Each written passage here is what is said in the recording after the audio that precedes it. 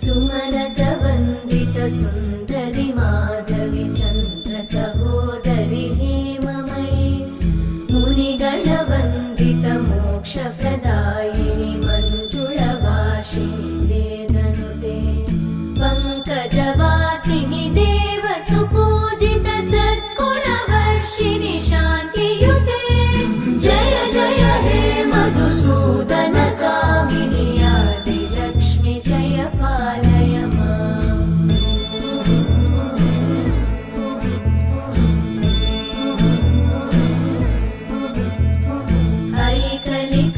ऐकलिकल्मषनाशिनि कामिनि वै